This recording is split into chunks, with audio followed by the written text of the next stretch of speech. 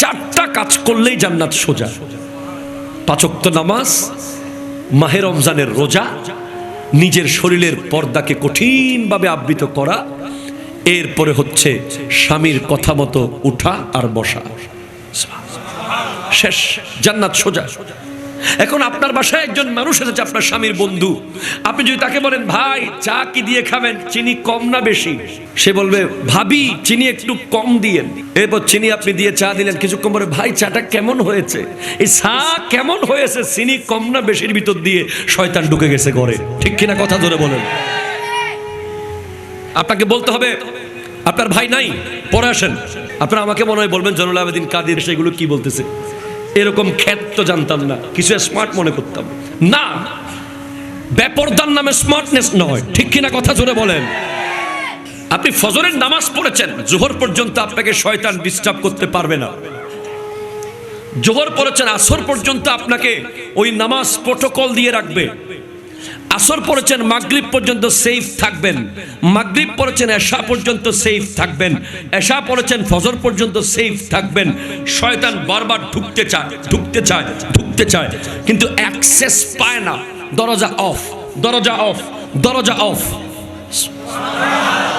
আপনি দেখবেন যে সমস্ত যুবকরা বেগানা মেয়ের সাথে সম্পর্ক রাখে বিয়ের আগে, ওই সমস্ত যুবকরা দেখবেন ব্রেন আউটের মতো, পাগল ছাগলের মতো হয়ে যায়। কথা জোরে কর না, ঠিক কিনা বলেন না। খাবার দেয় মুখ দিয়ে, খাবার পড়ে যায় কান দিয়ে। ঘুমাইতে যায় বিছানায়, সে পড়ে আছে ফ্লোরে।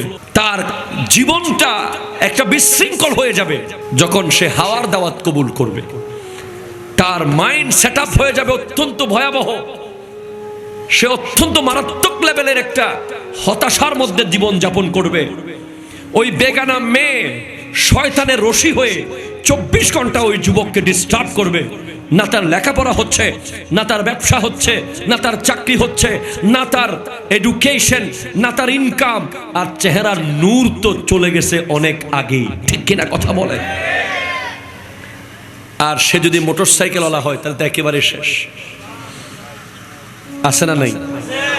বর্তমান সময়ে, আমাকে তো নারীদের পর্দার কথা বলা হয়েছে বলার জন্য, বর্তমান সময়ে সবচেয়ে বেশি মারাত্মক পর্দা লঙ্ঘন হয় যখন একজন যুবক মোটরসাইকেলের পেছনে একজন নারীকে বসায়, বসিয়ে যখন গোটা পথে ড্রিবলিং করতে করতে, বিভিন্ন স্টান করতে করতে বাইক চালায়, মনে হয় একটা ইহুদি খ্রিস্টানের এজেন্ট চলে যাচ্ছে, ঠিক কিনা কথা জোরে বলেন।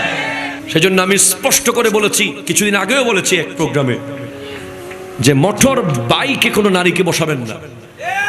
কথা বলেন না, ঠিক কিনা বলেন না। আপনার টাকা না থাকলে ভিক্ষা করে টাকা নেন, কামান, তারপর আপনার বিবিকে একটা রিকশায় তুলে দেন, সিএনজিতে তুলে দেন। হ্যাঁ, অনেক বেশি ইমার্জেন্সি হলে আপনি মোটর বাইকে বসান, কিন্তু খুব পর্দার মধ্যে দিয়ে, বড় ধরনের কাপড় পরিয়ে। এখন তো আগের মতো নারীরা যেভাবে বসতো একটু আটসাট হয়ে এক্সাইট করে, এখন সেভাবে বসে না, ডাইরেক্ট পুরুষ। কথা কন না, ঠিক কিনা বলেন না। মাথার চুল উড়িয়ে দেয়, দুনিয়াকে দেখায়, দেখো, আয় হায় হায় হায় হায়, লজ্জা লজ্জা লজ্জা। আপনি যে গৌসুল আজম আব্দুল কাদের জিলানী রহমতুল্লাহের নাম তো শুনেছেন, চিনেন কিনা বলেন না। বিশ্বের শ্রেষ্ঠ ওলি, ওলিকুল সম্রাট, ইমামুল আউলিয়া। ওনার আম্মা উম্মুল খায়ের আমাতুল জব্বার ফাতেমা, যাকে 12 বছর একজন যুবক একই ঘরের পাশে কাজ করে, একই এলাকায় থেকে 12 বছরেও একটু খবর পান নাই যেখানে একটা মেয়ে আছে। হযরত আবু সালে মুসা জঙ্গি দোস্ত 12 বছর খিদমত করার পর বলা হচ্ছে আপেলের খাওয়ার বিষয়টা মাফ করা হবে, তবে শর্ত হলো আমার একটা মেয়ে আছে, ল্যাংরা, লুলা, কালা, বোবা, কানা, বিয়ে করতে পারবা? তখন তিনি বলছেন হ্যাঁ, কিয়ামতের মাঠে যদি আপেলের ঋণ ক্ষমা করে দেন তাহলে সেটাও বিয়ে করতে রাজি। কিন্তু অবাক বিষয় হলো, উনি 12 বছর একই জায়গায় থেকে জানতে পারলেন না মেয়েটা কি আসলে কালো কিনা, মেয়েটা কি আসলে ল্যাংরা কিনা, মহিলাটা কি আসলে বোবা কিনা। অথচ আমার এলাকা, আপনার এলাকার প্রত্যেকটা ঘরে কোন কোন ঘরে কোন মেয়ে আছে, কার বয়স কত, কে বিয়ের উপযুক্ত হয়েছে সবাই জানে, ঠিক কিনা কথা জোরে বলেন। পাওনাদারের টাকা দিচ্ছেন না, গরিমসি করছেন, চাইলে রেগে যাচ্ছেন, এই রোডে হাঁটলে ওই রোডে হাঁটতেছেন, বছরকে বছর ফোন ধরতেছেন না, 3 পয়সার জন্য 900 ওয়াক্তের নামাজ দিতে হবে। এবার 1 টাকার জন্য কয়শো ওয়াক্ত নামাজ দিবেন, 1000 টাকার জন্য কয়শো ওয়াক্ত দিবেন, 1 লাখ টাকার জন্য কয়শো ওয়াক্ত দিবেন। এত ওয়াক্ত নামাজ আসেনি, দিতে না পারলে লাস্টে বলবে আমার গুনাহগুলো তুমি নাও। এজন্য হারাম, 2 নম্বরই বাটপারি, এগুলো মুসলমানের সাথে কখনোই অ্যাডজাস্টেবল নয়। মুসলমান এগুলোর সাথে কোনো সম্পর্ক রাখতে পারে না, ঠিক কিনা কথা বলেন। কেউ যদি কাউকে আল্লাহর ওয়াস্তে কর্জ দেয়, যতদিন পর্যন্ত কর্জদার কর্জ ফেরত দেবে না, ততদিন প্রতিদিন সাদাকার সওয়াব পাবে যিনি কর্জ দিয়েছেন। আর যে ব্যক্তি কর্জ ফেরত না দিয়ে মরে যাবে, মানুষের পাওনা না দিয়ে মরে যাবে, নিজের মনে করে খেয়ে বসে আছে, তার জান কবজ হওয়ার সময় এত কষ্ট সে পাবে, কারণ ঋণের সাথে রুটা লটকে থাকবে। হাদিস অনুযায়ী রু সহজে বের হবে না।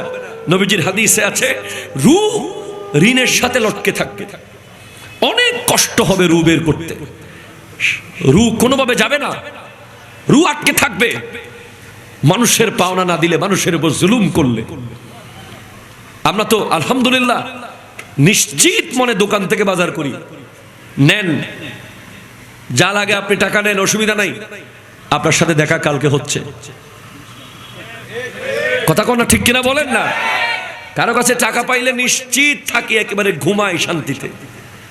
একবার বলি ভাই টাকাটা দিবেন না, 2 বার বলি ভাই দিবেন না, 3 বার বলি ভাই দিবেন না, শেষ 4 বার আর বলবো না। কারণ আমি জানি কত গুণ করে টাকাটা আসবে, কত রকম করে টাকাটা আসবে, কত প্রয়োজনীয় জায়গায় টাকাটা আসবে, ঠিক কিনা বলেন না? এখন তো টাকা আসলে হয়তো এই সেই করে খরচ করে ফেলবো, পাওনাদার যদি টাকাটা হাসরের মাঠে দেয় তখন তো লাভ বেশি না। ওই জায়গায় পৌঁছার পরেও আল্লাহ বলছেন ওয়াল্লাহু ইয়াদউ ইলাল জান্নাতি ওয়াল মাগফিরা, আয় আমি আল্লাহর ক্ষমার দরজা খোলা, আমি আল্লাহর জান্নাতের দরজা খোলা। সুদ যারা খায় তারা রিজিক সম্পর্কে স্টাডি করেন। আসলে রিজিক সম্পর্কে এমন এক হাদিস, কত সুন্দর হাদিস, কলিজা ঠান্ডা হওয়ার মতো। যারা ঘুষ খায়, সুদ খায়, ওজনে কম দেয়, মাছ ব্যবসায়ী আছে না, দেখবেন সারা জীবন লুঙ্গি ছিঁড়ে, গোটা জিন্দেগি মাছ বিক্রি করছে, একটা নতুন লুঙ্গি এখনো পড়তে পারেনি। কেন? কারণ মাছ সাগর থেকে আনছে 6 মাস আগে, এই মাত্র। গোটা মিথ্যার উপরে ব্যবসাটা। এরপরে দেখবেন আরো বিভিন্ন কাপড়ের ব্যবসায়ী, বিভিন্ন ব্যবসায়ীরা আছে যারা সামান্য দুনিয়া লাভ করার জন্য মিথ্যার উপরে মিথ্যা, মিথ্যার উপরে মিথ্যা, মিথ্যার উপরে মিথ্যা, ঠিক কিনা বলে? অনেক সময় আল্লাহর কসম, খোদার কসম, উরে আল্লাহ আছে, উরে আল্লাহ সাক্ষী, এরকম বলে। তারপরে বলে যে ক্যাশের কসম, থান কাপড়ের কসম, গজের কসম, তারপরে টাকারও কসম করে। আবার যারা সত্যিকারের হালাল ব্যবসায়ী, মনে রাখবেন ওদের সামনে কাস্টমার গেলেই, কাস্টমার চেহারা দেখলে বুঝে যাবে কাপড় বা যে কোনো প্রোডাক্ট কিনে নিয়ে আসবে। তাকে রং বেরং করে বুঝাইতে হবে না, কারণ ওই ব্যবসার মধ্যে রহমত আছে কার? জোরে বলেন না, কার? আল্লাহ। যারা হারাম ব্যবসায়ী, 10 টাকার জিনিস 100 টাকা বিক্রি করবে, ওদেরকে কত রকম অ্যাডভার্টাইজ করতে হবে, কত ডিজাইন করে বোঝাইতে হবে। আপনি দেখবেন ওদের বিভিন্নভাবে কাস্টমারকে ধরে রাখার মোটিভেশন, ইভেন নারী পর্যন্ত দোকানে সেলসম্যান রাখতে হয় কাস্টমার ধরার জন্য। রিজিক 4 প্রকার। কয় প্রকার? 4। সবচেয়ে নিচু মানের রিজিক, সবচেয়ে লো ক্লাস রিজিক হচ্ছে টাকা পয়সা, গাড়ি বাড়ি। সবচেয়ে উঁচু রিজিক হচ্ছে সুস্থ শরীর। একটু জোরে বলেন না ভাই, সুবহানাল্লাহ। আপনার ব্যাংকে 10,000 কোটি টাকা পড়ে আছে, কিন্তু আপনার হার্টে 20টা ব্লক, কোনো লাভ আছে? আপনার ব্যাংকে কোটি কোটি টাকা, কিন্তু আপনার ডায়াবেটিস এত বেশি, গরুর গোশত শুধু টাকাই থাকতে পারবেন, ধরতে পারবেন না। কথা কোন ঠিক কিনা বলেন না? আপনার দোকানে প্রতিদিন লক্ষ লক্ষ টাকা এই সেই করে ইনকাম হচ্ছে ঠিক, কিন্তু আপনাকে খেতে হয় তিতা করলা। এই টাকা খিলাম। আপনি নিজেকে যদি প্রশ্ন করেন আমি কি পেলাম, সারা জীবন আমেরিকায় ছিলাম, সারা জীবন দুবাই ছিলাম, সারা জীবন সৌদি আরব ছিলাম, সারা জীবন ব্যবসা করেছি, সাগর নদী কত ভয়ঙ্কর ভয়ঙ্কর জায়গায় গিয়েছি ইনকামের জন্য। নিজে কি পেলেন? তিনটা জিনিস নিজে পাবেন। একটা হলো যা ইবাদত করেছেন, দুই যা দান সাদাকা করেছেন, তিন যা খেয়েছেন এবং যা বেড়াইছেন। সফর সফর করেছেন, নিজে নিজে দেশ ভ্রমণ করেছেন, ঘুরেছেন, এটা নিজে পেয়েছেন। যা মুখে দিয়েছেন তা নিজে পেয়েছেন খাবার, যা সাদাকা করেছেন তা নিজে পেয়েছেন, এবং যা ইবাদত করেছেন তা নিজে পেয়েছেন। বাকিগুলো দুনিয়া পাবে। আপনার ব্যাংকে কোটি কোটি টাকা, কিন্তু আপনি এক টুকরো গোশত খাইতে পারেন না, কোন লাভ আছে? নাই। ইনকাম হলো মাত্র ডেলি 500 টাকা। রাত্রে গিয়ে আপনি মন ভরে একেবারে গরুর গোশত, ইলিশ মাছ, চিংড়ি মাছ দিয়ে খেতে পারেন, কোনো টেনশন নাই। ডাক্তার বলছে হুলুস্তুল খান, আপনার হার্ট পুরো ক্লিয়ার। ঠিক কিনা কথা কন? এই যে স্টেজের জন্য এই জিনিসটাকে এভাবে কাঠের বোর্ড দিয়ে, গ্লাস দিয়ে রেডি করা হয়েছে, এটা জাস্ট বাসায় নিয়ে রেখে দেওয়া হবে। কারণ এটা চাইলেই ছিঁড়ে ফেলে দেওয়া যাবে, এটা চাইলেই এমনিতে বাতাস উড়িয়ে ফেলে দেওয়া যাবে না।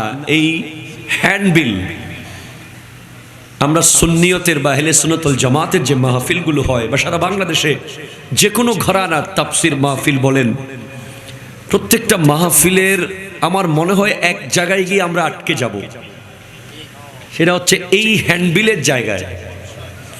কিভাবে আটকাবো?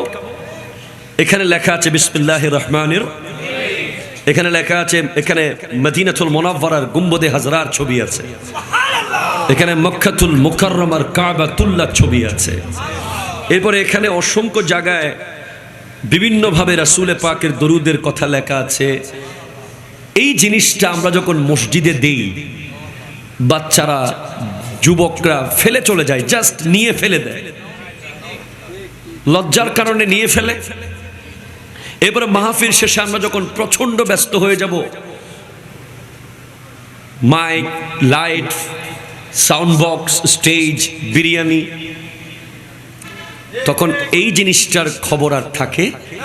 অথচ গোটা ইজ্জত, গোটা সম্মান, গোটা মাহফিলের মূল ছিল কিন্তু এটা। ঠিক কিনা বলেন না? আমি পুরো বাংলাদেশে যারা এই ভিডিও দেখবে তাদের জন্য আমি এই সিস্টেমটা অনুসরণ করতে অনুরোধ করছি। আপনারা স্টেজের মধ্যে যে হ্যান্ডবিল দেবেন, এটা এভাবে করে বাঁধাই করে দিলে তাহলে এটা মাটিতে পড়বে না, এটা নিতে দেখতে সুবিধা হবে। এবং পোস্টারের বদলে আমরা যদি বড় বড় বিলবোর্ড বানিয়ে দিই, যেগুলো ঘাম শুকিয়ে যাতে নালাতে পড়ে না যায়। এরপরে আমরা অনেক জায়গায় দেখি যে বড় বড় ডিজিটাল ব্যানারগুলোকে মানুষ ডাইনিং টেবিলের রবার ক্লথ বানিয়ে ফেলেছে মাহফিলের পরে। এটা অনেক বড় গোস্তাগি। আল্লাহ রাব্বুল আলামিনের নাম মুবারককে সম্মান করার কারণে মদের ফ্যাক্টরির মালিক বিশির খাফি যুগশ্রেষ্ঠ আল্লাহর ওলি হয়ে গেছেন। রাস্তা দিয়ে যাওয়ার সময় আল্লাহর নাম লেখা একটা কাগজ পেয়েছেন, ওটা তুলে শুধু সুগন্ধ লাগিয়ে রেখেছেন।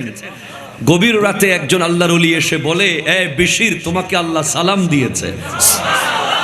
সেদিন থেকে উনি সব ছেড়ে আল্লাহর ওলি হয়ে ঘর থেকে বের হয়ে গেছেন খালি পায়ে, আর কোনোদিন জুতা পরেন নাই, আল্লাহর নামকে সম্মান করার কারণে। তো আমরা মাহফিলে সব ঠিক থাকে, লাস্টে গিয়ে এই জিনিসটা যেন ভুল না হয়।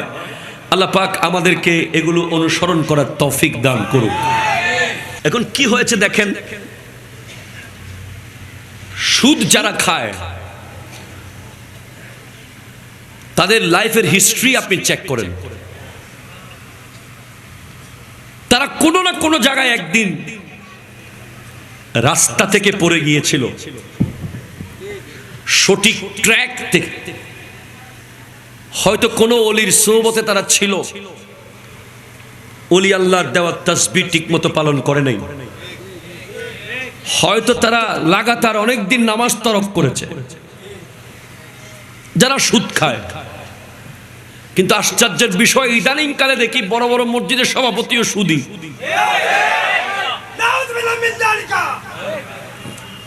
এরকমও মাঝে মাঝে শোনা যায়, ঠিক কিনা বলেন? বড় বড় মাহফিলের সভাপতিও ইন্টারন্যাশনাল সুদখোর। কথা কোন ঠিক কিনা বলেন? আবার সুদের টাকা দিনী পথেও ব্যয় করে। আস্তে দমাইতে হবে। আপনি সুদের টাকা, অবৈধ টাকা, ঘুষের টাকা, 2 নম্বরই টাকা, ওজনে কম দেওয়া টাকা, মিথ্যা বাটপারি টাকা যদি পাহাড়কে পাহাড় দান করেন, এগুলো আল্লাহ রব্বুল আলামিন এক চুল কবুল করবে না। ঠিক কিনা কথা বলেন?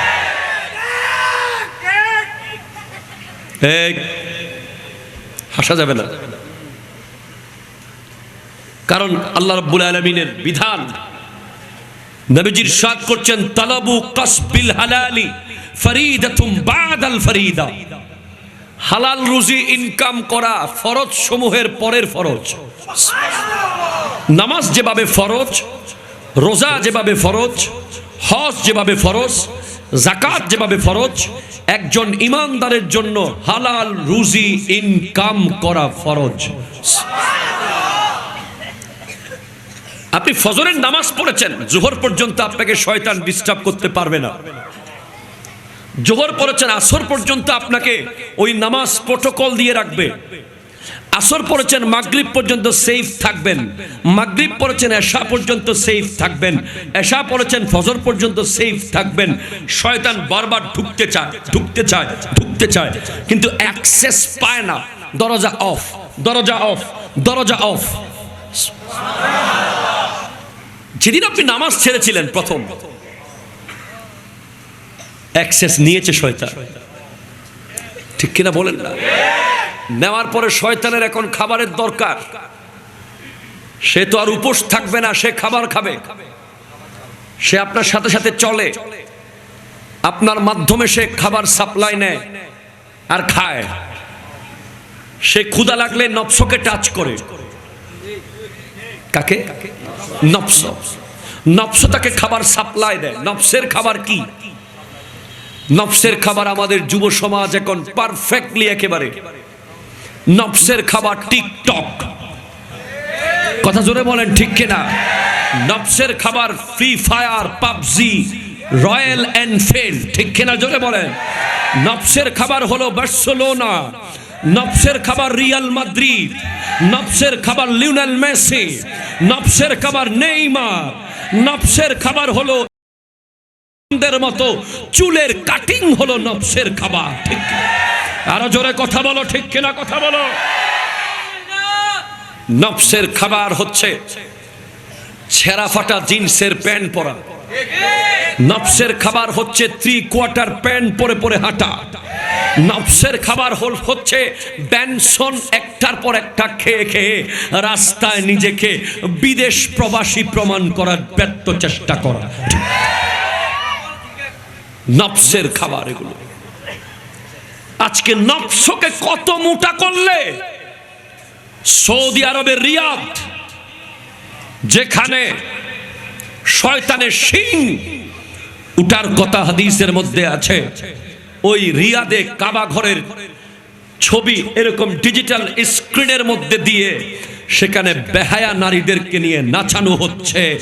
আজ কোথায় গেছে আমাদের ভাইয়েরা যারা বলে সৌদি আরবে মিলাদুন নবী নাই? ঠিক কিনা কথা জোরে বলেন।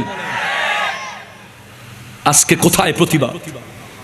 আমি একটু আগে স্ট্যাটাস দিয়েছি সোশ্যাল মিডিয়ায় আমার পেজে, যে সৌদি আরবে কাবাগরের সম্মান যেভাবে ক্ষুণ্ণ করা হয়েছে রিয়াদের ওই অনুষ্ঠানে,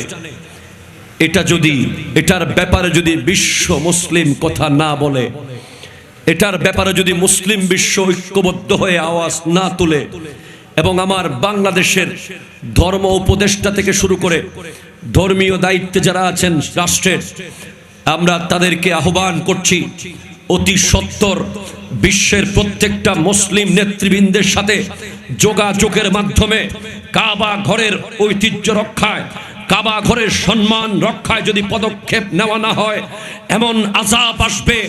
আমরা পড়েছি আলাম তারা কাইফা ফাআলা রাব্বুকা বিআসহাবিল ফিল আলাম ইয়াজআল কাইদাহুম ফি তাদলিল ওয়া আরসালা আলাইহিম তায়রান আবাবিল। ওই আব্রাহা বাদশার ঘটনা ভুলে গেলে চলবে না। গোটা বিশ্ব ধ্বংস হয়ে যাবে যদি কাবা ঘরের এই সম্মান রক্ষার্থে মুসলমানরা কথা না বলে। ঠিক কিনা কথা বলে?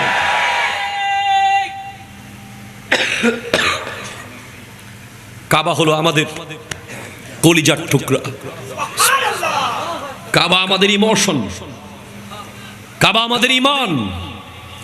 আন নাজরু ইলাল কাবাতি ইবাদাতুন। কাবা ঘরের ছবিকে ডিজিটাল স্ক্রিনে পিছনে দিয়ে এরপর মূর্তিদের ছবি কাবার চারপাশে দিয়ে বিশ্বকে কি মেসেজ দিতে চায় তারা? কে চালাচ্ছে এগুলো? কার হস্তক্ষেপে এগুলো হচ্ছে? কোথায় আজ ইমানের বাড়ি? আজ এখন আর ওই গেম, ফুটবল, ড্রেস কোড, তাদের কালচার লাথি মেরে সাগরে ফেলে দেওয়ার টাইম এসেছে। ঠিক কিনা কথা বলেন? আরো জোরে বলেন, ঠিক কিনা বলেন? মুসলমান যুবকদেরকে ঘুম পাড়িয়ে দিয়ে, বাসার মধ্যে ওয়াইফাই ইন্টারনেট ঢুকিয়ে দিয়ে, হাতের মধ্যে স্মার্টফোন দিয়ে দিয়ে আজ সমস্ত মুসলমান যুবককে ঘুম পাড়িয়ে দেওয়া হয়েছে। মুসলমান যুবকরা ভুলে গেছে তাদের জন্ম হয়েছে অন্যায়ের প্রতিবাদ করার জন্য, তাদের জন্ম হয়েছে বাতিলের বিরুদ্ধে হুঙ্কার দেওয়ার জন্য। কারণ তাদেরকে লাগবে না, তাদের গ্রেনেড লাগবে না, তাদের লাগবে না। তারা নারায়ে তাকবীর, আল্লাহু আকবার, নারায়ে রিসালাত বললে গোটা বিশ্ব থরথর করে কাঁপবে। কথা বলেন ঠিক কিনা? শয়তান তোমাকে খেয়ে ফেলেছে। শয়তান, তুমি প্রতিদিন তাকে খাবার দিচ্ছ, তুমি প্রতিদিন তাকে খাবার দিচ্ছ। তুমি ইন্টারনেটে 1 মিনিট বেশি সময় কাটিয়েছো। কোরআন সুন্নাহর বয়ান, কোরআন তিলাওয়াত, নবীজির প্রেমের কথা শোনার বাইরে যদি 1 মিনিট তুমি কোনো অশ্লীল ভিডিও দৃশ্য দেখেছো, কোন নাটক, সিনেমা, গেমে মত্ত হয়েছো, তুমি শয়তানকে খাবার দিয়েছো। ঠিক কিনা? এখন ওই খাবারে নফসের দেওয়া সাপ্লাই করা খাবারে শয়তানের পেট এখন আর ভরতেছে না। আয় হায় হায়, ইন্না আউয়ালা বাইতিন উদিয়া লিন-নাস লাল্লাযী বিবাক্কাতা মুবারাকা। সুবহানাল্লাহ। পৃথিবীর প্রথম ঘর কাবাতুল্লাহ। সুবহানাল্লাহ, জোরে বলেন। কাবার গিলাফ দেখলে যারা কাবায় গিয়েছেন, এক নজর কাবার দিকে তাকালে মনে হয় যেন 1 বছর উপোস থাকার খিদা দূর হয়ে গেছে। আপনি কাবাঘর ছেড়ে যখন আসতে চাইবেন, এটা যে জীবন্ত ঘর, এটার ভিতরে যে প্রাণ আছে আপনি উপলব্ধি করতে পারবেন। কাবা ডেকে ডেকে বলবে, কোথায় যাস? আবার তাওয়াফ কর, আবার তাওয়াফ কর, আবার তাওয়াফ কর। কাবাঘরের দিকে প্রথম তাকিয়ে যে দোয়া করা হয় সেটা কবুল করেন কে? আরো জোরে বলেন না, কে? এই ঘর কোনো রাজমিস্ত্রি বানায় নাই, এই ঘর কোনো সাধারণ মানুষের হাত দিয়ে তৈরি হয়নি। এই ঘর প্রথম বানিয়েছে আল্লাহর ফেরেশতারা। এরপরে এই ঘরের সবচেয়ে ইম্পর্টেন্ট ইঞ্জিনিয়ার, মিস্ত্রি, মুসলমানদের পিতা হযরতে আদম আলাইহিস সালাম, হযরতে আদম আলাইহিস সালাম, এরপরে হযরতে ইব্রাহিম আলাইহিস সালাম। হযরত ইব্রাহিম আলাইহিস সালাম কাবাঘর বানিয়েছেন ওনার সন্তানকে সাথে নিয়ে, ইসমাঈল যাবিহুল্লাহ আলাইহিস সালামকে। এই কাবাঘরকে অবমাননা করলে আমাদের সহ্য করার কোনো সুযোগ আছে? আমাদের চুপ থাকার কোনো সুযোগ আছে? নাই। আজকে আমরা ঘুম, এই বিষয়ে কারো কোনো মাথা ব্যথা নাই, সবাই চুপ, কারণ অভ্যাস হয়ে গেছে। কয়দিন আগে ফুটবলের ভিতরে কালিমা, সৌদি আরবের পতাকা দেখেছি আমরা, লা ইলাহা ইল্লাল্লাহ মুহাম্মাদুর রাসূলুল্লাহ লেখা সাল্লাল্লাহু আলাইহি ওয়াসাল্লাম। এরপরে নারীদের ড্রেস, সৌদি নারীদের ড্রেসের মধ্যে কালিমা লেখা নিচের অংশে। এরপর সৌদি আরবে ওপেন সিনেমা। এসব কিছু দেখার পরেও যারা মিলাদুন নবী দেখলেই বেদাতের ফতোয়া নিয়ে হাজির হয়ে যায়, ঠিক কিনা জোরে বলেন না? যারা মুসলমানদের এক হতে দিচ্ছে না আজকে, তারা কেন চুপ থাকে? তারা কেন আওয়াজ করে না? তাদের আওয়াজ করা দরকার। আসুন আমরা সবাই মিলে এটার ব্যাপারে কথা বলবো, ঠিক কিনা কথা বলেন? দরুদ শরীফ, আল্লাহুম্মা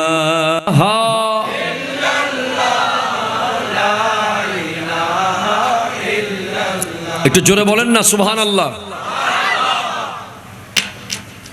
শয়তান বলছে দিন ছেড়ে দে। শয়তানের খাবার সাপ্লাই দেখে, জোরে কর না, কে? নফস। নফস ছোটখাটো খাবার দিচ্ছে, গেম, রং, তামাশা, নাচ, গান, মেহেদি অনুষ্ঠানের নামে বেহায়াপনা, বিয়ে বাড়ির নষ্টমী, ঠিক কিনা জোরে বলেন? এগুলো এখন শয়তানের আর কুলাচ্ছে না। এত কম খাবারে চলবে না, একটু বড় খাবার লাগবে। সাইজ বড় হয়ে গেছে এখন, কম দিলে আর হচ্ছে। বড় বড় খাবারের জন্য সে টাচ করবে হাওয়াকে। হাওয়া কোন দিকে আছে? বাম দিকে। কামনা, বাসনা, লালসা। লালসার কাছ থেকে যখন সে খাবার চাইবে, সেখান থেকে সাপ্লাই হবে জেনা। নওয়াজুবিল্লাহ জোরে বলেন না। মদ, শরাব, জুয়া, ইয়াবা, ঠিক কিনা জোরে বলেন? এগুলো লালসা, হাওয়া সাপ্লাই দেয়। এরপরে হাওয়াও এক সময় ক্লান্ত হয়ে যায়। শয়তানকে সাপ্লাই দিতে দিতে হাওয়ার ফ্যাক্টরির খাবার শেষ। তখন শয়তান ওই ব্যক্তিকে দুনিয়াবাজ বানিয়ে ছাড়ে। তখন পরবর্তী স্টেজ হলো দুনিয়া, যেটা পেছনে আছে।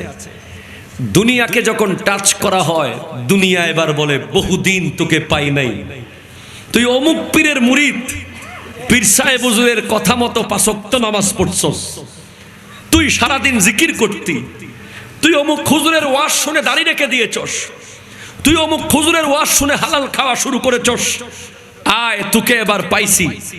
ল দুনিয়া, আমি দুনিয়া, দুনিয়া বড় মজা, খা, লাখে 10,000 10,000 খা। কথা কর না, ঠিক কিনা বলেন না? ল ব্রিজের মধ্যে লোহার জায়গায় বাঁশ ঢুকা, রাস্তার মধ্যে কংকরের জায়গায় মাটি ঢুকাই দে, ঠিক কিনা জোরে বলেন? দেওয়ালের মধ্যে সিমেন্টের জায়গায় অন্য কিছু দিয়ে দে, খা বেটা খা। হাই হাই হাই, ঘুষ ঘুষ ঘুষ, সুদ সুদ সুদ। দুনিয়া যখন দুনিয়ার দরজা ওপেন হয়ে যাবে, তখন তার মধ্যে আর কোনো এহসাস থাকবে না। সে যে ভুল করছে সেটাও সে বুঝবে না। তার হাত তার কন্ট্রোলে নাই, তার চোখ তার কন্ট্রোলে নাই, তার পা তার কন্ট্রোলে নাই। সে এখন হাত দিয়ে মানুষ মেরে ফেলবে, দিলের মধ্যে কোনো আসর হবে না, ঠিক কিনা জোরে বলেন না? সে পা দিয়ে অন্যের জমির আইল ভেঙে দেবে, দিলের মধ্যে কোনো এফেক্ট হবে না। চোখ দিয়ে সারাক্ষণ বেহায়া দেখবে, তার মধ্যে কোনো এহসাস, কষ্ট লাগবে না। মুখ দিয়ে হারাম খাবে, প্রতিদিন হারাম খাবে, হারামের সয়লাব হয়ে যাবে, কিন্তু তার মধ্যে কোনো এহসাস থাকবে না। এমন পজিশনে পৌঁছার পর দুনিয়া তাকে বলছে তুই সুদী, দুনিয়া তাকে বলছে তুই ঘুষখোর, দুনিয়া তাকে বলছে তুই বেঈমান, দুনিয়া তাকে বলছে তুই জালেম, দুনিয়া তাকে বলছে তুই ডাকাত, দুনিয়া তাকে বলছে তুই চোর। আর আল্লাহ রব্বুল আলামিন ওই জায়গায় যাওয়ার পরেও বলছে আয়, আমি আল্লাহর দরজা খোলা আছে, তওবা কর।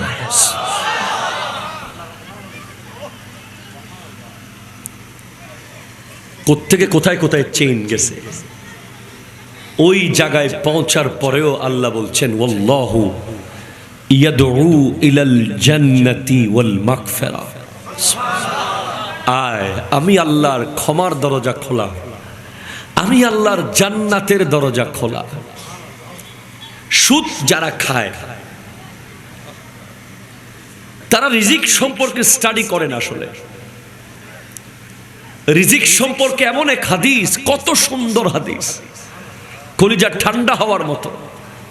যারা ঘুষ খায়, সুদ খায়, ওজনে কম দেয়, মাছ ব্যবসায়ী আছে না, দেখবেন সারা জীবন লুঙ্গি ছিঁড়া। কথা কথা ঠিক কিনা বলেন না? গোটা জিন্দেগি মাছ বিক্রি করছে, একটা নতুন লুঙ্গি এখনো পড়তে পারে নাই। কেন? কারণ মাছ সাগর থেকে আনছে 6 মাস আগে, এই মাত্র। গোটা মিথ্যার উপরে ব্যবসাটা। এরপরে দেখবেন আরো বিভিন্ন কাপড়ের ব্যবসায়ী, বিভিন্ন ব্যবসায়ীরা আছে যারা সামান্য দুনিয়া লাভ করার জন্য মিথ্যার উপরে মিথ্যা, মিথ্যার উপরে মিথ্যা, মিথ্যার উপরে মিথ্যা। ঠিক কিনা বলে?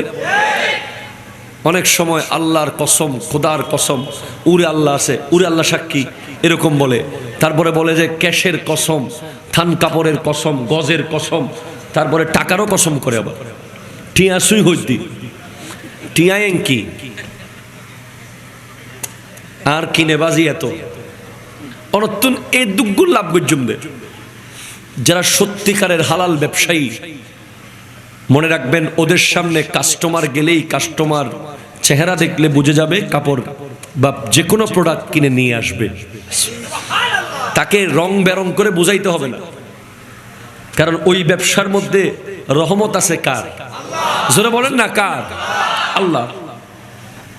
যারা হারাম ব্যবসায়ী, 10 টাকার জিনিস 100 টাকা বিক্রি করবে, ওদেরকে কত রকম অ্যাডভার্টাইজ করতে হবে, কত ডিজাইন করে বোঝাইতে হবে। আপনি দেখবেন ওদের বিভিন্নভাবে কাস্টমারকে ধরে রাখার মোটিভেশন, ইভেন নারী পর্যন্ত দোকানের সেলসম্যান রাখতে হয় কাস্টমার ধরার জন্য। লজ্জার ব্যাপার। সেজন্য আমার নবীজি ইরশাদ করছেন, ইন্নার রিজকা লা ইয়াতলুবুল আবদা কামা ইয়াতলুবুহু আজলুহু। রিজিক একজন বান্দাকে এমন ভাবে খুঁজে বের করে যেভাবে মৃত্যু তাকে খুঁজে বের করবে। আপনার মরণ আপনাকে আটলান্টিক মহাসাগরের তলে গেলে সেখান থেকে টেনে বের করে ফেলবে। আপনি যদি তারার ভিতরে ঢুকে যান আকাশে, মালাকুল মউত সেখানে পৌঁছে যাবে। আপনি যদি কঠিন লোহার দেওয়ালের ভিতরে ঢুকে যান, মালাকুল মউত সেখানেও পৌঁছে যাবে। সেম হাদিস অনুযায়ী রিজিক আপনি যেখানে যাবেন আল্লাহ সেখানে পৌঁছে দেবেন। শুধু আপনাকে একটু হাত পা নাড়তে হবে। আমি তো সব সময় বলি কথাগুলো। রিজিক 4 প্রকার। কয় প্রকার? 4। সবচেয়ে নিচু মানের রিজিক, সবচেয়ে লো ক্লাস রিজিক হচ্ছে টাকা পয়সা, গাড়ি বাড়ি। সবচেয়ে উঁচু রিজিক হচ্ছে সুস্থ শরীর। একটু জোরে বলেন না ভাই, সুবহানাল্লাহ। আপনার ব্যাংকে 10,000 কোটি টাকা পড়ে আছে, কিন্তু আপনার হার্টে 20টা ব্লক, কোনো লাভ আছে?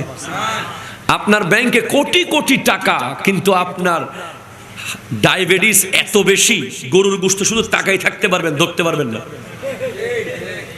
কথা কোন ঠিক কিনা বলেন না? আপনার দোকানে প্রতিদিন লক্ষ লক্ষ টাকা এই সেই করে ইনকাম হচ্ছে, ঠিক, কিন্তু আপনাকে খেতে হয় তিতা করলা। এই টাকা খিলাম। আপনি নিজেকে যদি প্রশ্ন করেন আমি কি পেলাম? সারা জীবন আমেরিকায় ছিলাম, সারা জীবন দুবাই ছিলাম, সারা জীবন সৌদি আরব ছিলাম, সারা জীবন ব্যবসা করেছি, সাগর নদী, কত ভয়ঙ্কর ভয়ঙ্কর জায়গায় গিয়েছি ইনকামের জন্য। নিজে কি পেলেন? 3টা জিনিস নিজে পাবেন। একটা হলো যা ইবাদত করেছেন, 2 যা দান সাদাকা করেছেন, 3 যা খেয়েছেন এবং যা বেড়াইছেন। সফর সফর করেছেন, নিজে নিজে দেশ ভ্রমণ করেছেন, ঘুরেছেন, এটা নিজে পেয়েছেন। যা মুখে দিয়েছেন তা নিজে পেয়েছেন খাবার, যা সাদাকা করেছেন তা নিজে পেয়েছেন, এবং যা ইবাদত করেছেন তা নিজে পেয়েছেন। বাকিগুলো দুনিয়া পাবে। আপনার ব্যাংকে কোটি কোটি টাকা, কিন্তু আপনি এক টুকরো গোশত খাইতে পারেন না, কোন লাভ আছে? নাই। ইনকাম হলো মাত্র ডেলি 500 টাকা। রাত্রে গিয়ে আপনি মন ভরে একেবারে গরুর গোশত, ইলিশ মাছ, চিংড়ি মাছ দিয়ে খেতে পারেন, কোনো টেনশন নাই। ডাক্তার বলছে হুলুস্তুল খান, আপনার হার্ট পুরো ক্লিয়ার। ঠিক কিনা কথা কন? একটা হলো সুখ আর একটা হলো শান্তি।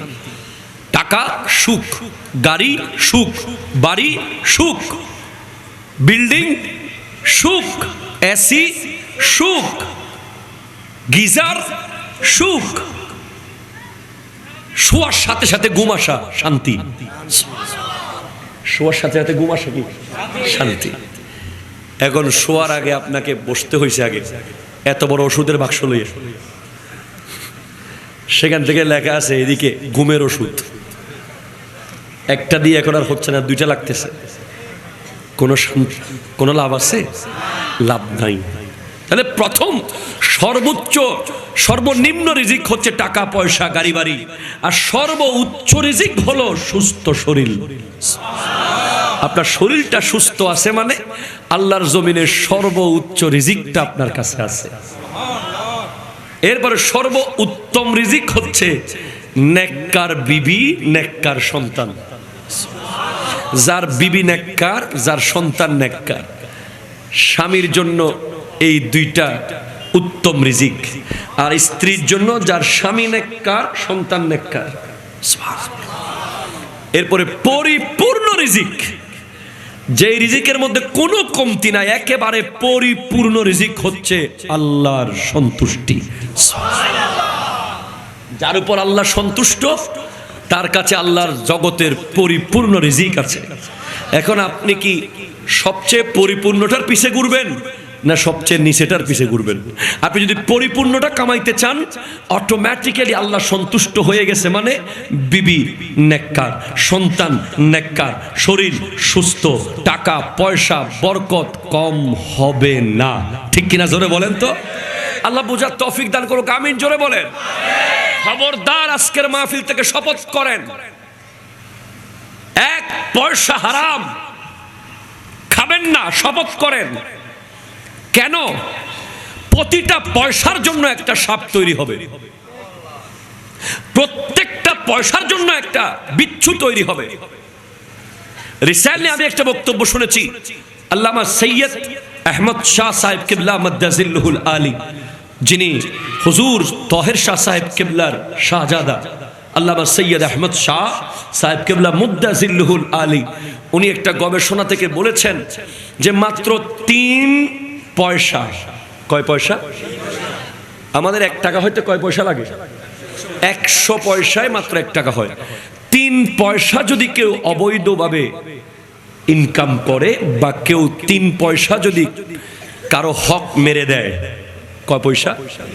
3 পয়সা। আপনি আমার কাছে যদি 3টা পয়সা পান, বা আমি যদি আপনার কাছে 3টা পয়সা পাই, ওই 3 পয়সা না দিয়ে যদি আমি মরে যাই বা আপনি মরে যান, তাহলে হাসরের মাঠে 3 পয়সার বিনিময়ে 900 ওয়াক্ত মকবুল নামাজের সওয়াব দিয়ে ফেলতে হবে। 900 ওয়াক্ত, যে ওয়াক্তের নামাজগুলো 100% কবুল হয়েছে, এরকম 900 ওয়াক্তের নামাজ দিয়ে ফেলতে হবে শুধু 3 পয়সার জন্য। এবার আপনি বুঝেন যে লক্ষ লক্ষ টাকা মেরে দিয়েছেন, হাজার হাজার টাকা মেরে দিয়েছেন। এছাড়া আমরা তো বর্তমান সময়ে কাউকে টাকা দিছি মানেই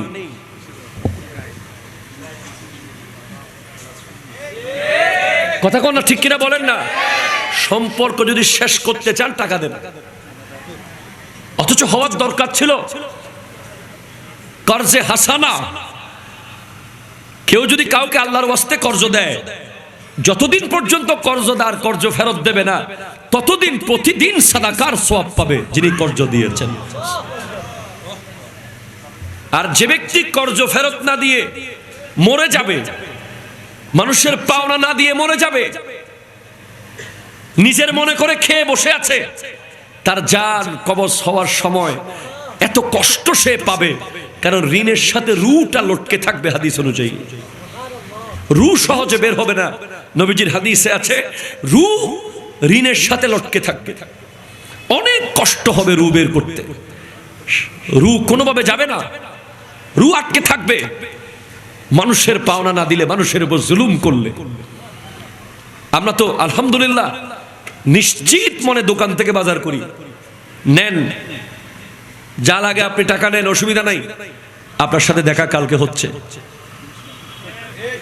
কথা কোন ঠিক কিনা বলেন না? কারো কাছে টাকা পাইলে নিশ্চিত থাকি একেবারে ঘুমাই শান্তিতে। একবার বলি ভাই টাকাটা দিবেন না, দুইবার বলি ভাই দিবেন না, তিনবার বলি ভাই দিবেন না, শেষ চারবার আর বলবো না। কারণ আমি জানি কত গুণ করে টাকাটা আসবে, কত রকম করে টাকাটা আসবে, কত প্রয়োজনীয় জায়গায় টাকাটা আসবে। ঠিক কিনা বলেন না?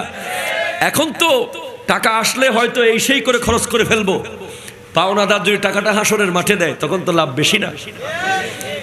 কেমন লাভ? বলেছি তো 3 পয়সা। ভাই পাওনাদারের টাকা দিচ্ছেন না, গরিমসি করছেন, চাইলে রেগে যাচ্ছেন, এই রোডে হাঁটলে ওই রোডে হাঁটতেছেন, বছরকে বছর ফোন দেখতেছেন না, 3 পয়সার জন্য 900 ওয়াক্তের নামাজ দিতে হবে। এবার 1 টাকার জন্য কয়শো ওয়াক্ত নামাজ দিবেন? 1000 টাকার জন্য কয়শো ওয়াক্ত দিবেন? 1 লাখ টাকার জন্য কয়শো ওয়াক্ত দিবেন? এত ওয়াক্ত নামাজ আসেনি, দিতে না পারলে লাস্টে বলবে আমার গুনাহগুলো তুমি নাও। এজন্য হারাম, 2 নম্বরই বাটপারি, এগুলো মুসলমানের সাথে কখনোই অ্যাডজাস্টেবল নয়। মুসলমান এগুলোর সাথে কোনো সম্পর্ক রাখতে পারে না। ঠিক কিনা কথা বলেন? দরুদ শরীফ আল্লাহুম্মা। হাসরের মাঠে তার পেট স্বচ্ছ আয়নার মতো, গ্লাসের মতো দেখা যাবে, যেখান থেকে স্পষ্ট স্বচ্ছভাবে দেখা যাবে তার পেটের ভিতরে হাজার হাজার বিচ্ছু, হাজার হাজার সাপ, লক্ষ লক্ষ পচা গলা সাপ বিচ্ছু তার পেটে দেখা যাবে। খুশকুর আর রাশি ওয়াল মুরতাশি কালাহুমা ফিন্নার, যে ঘুষ দেয় এবং যে ঘুষ নেয় উভয়ে জাহান্নামী, জাহান্নামী, জাহান্নামী। জোরে বলেন নাউযুবিল্লাহ। তাহলে কি বুঝলেন? ফামান আজাবা ইবলিসা, প্লিজ এদিকে, যে ইবলিসের দাওয়াত কবুল করলো, জাহাবা আনহুদ্দিন, তার দিন চলে গেছে। ওমান আজাবান নাফসা, যে নফসের দাওয়াত কবুল করলো, জাহাবা আনহুর রু, তার রু নষ্ট হয়ে গেছে।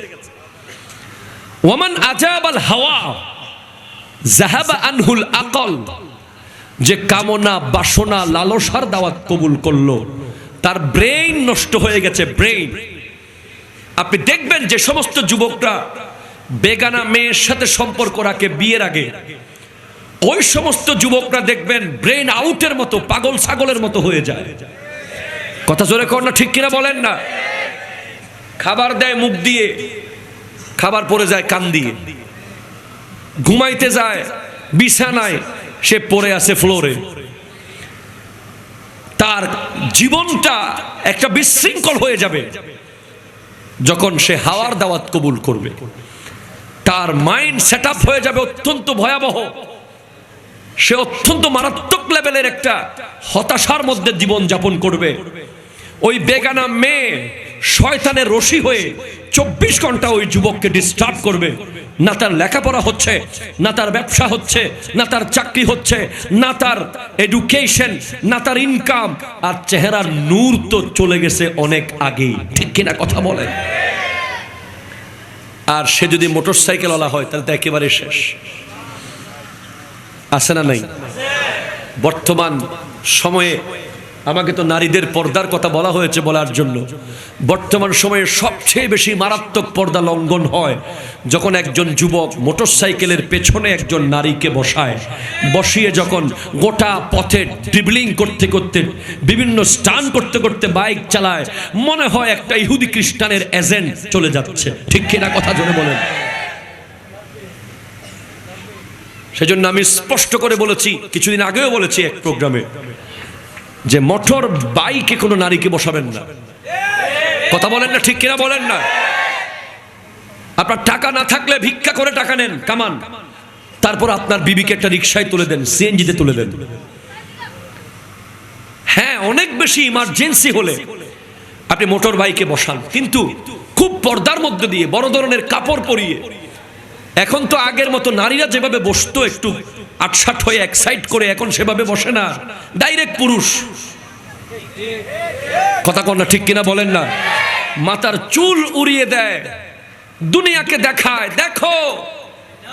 আয় হায় হায় হায় হায়, লজ্জা লজ্জা লজ্জা। আপনি যে গৌসুল আজম আব্দুল কাদের জিলানী রহমতুল্লাহের নাম তো শুনেছেন, চিনেন কিনা বলেন না? বিশ্বের শ্রেষ্ঠ ওলি, ওলিকুল সম্রাট, ইমামুল আউলিয়া। ওনার আম্মা উম্মুল খায়ের আমাতুল জব্বার ফাতেমা, যাকে 12 বছর একজন যুবক একই ঘরের পাশে কাজ করে, একই এলাকায় থেকে 12 বছরেও একটু খবর পান নাই যেখানে একটা মেয়ে আছে। হযরত আবু সালে মুসা জঙ্গি দোস্ত 12 বছর খিদমত করার পর বলা হচ্ছে আপেলের খাওয়ার বিষয়টা মাফ করা হবে, তবে শর্ত হলো আমার একটা মেয়ে আছে, ল্যাংরা, লুলা, কালা, বোবা, কানা, বিয়ে করতে পারবা? তখন তিনি বলছেন, হ্যাঁ, কিয়ামতের মাঠে যদি আপেলের ঋণ ক্ষমা করে দেন তাহলে সেটাও বিয়ে করতে রাজি। কিন্তু অবাক বিষয় হলো, উনি 12 বছর একই জায়গায় থেকে জানতে পারলেন না মেয়েটা কি আসলে কালো কিনা, মেয়েটা কি আসলে ল্যাংরা কিনা, মহিলাটা কি আসলে বোবা কিনা। অথচ আমার এলাকা, আপনার এলাকার প্রত্যেকটা ঘরে কোন কোন ঘরে কোন মেয়ে আছে, কার বয়স কত, কে বিয়ের উপযুক্ত হয়েছে সবাই জানে, ঠিক কিনা? কথা জোরে বলেন।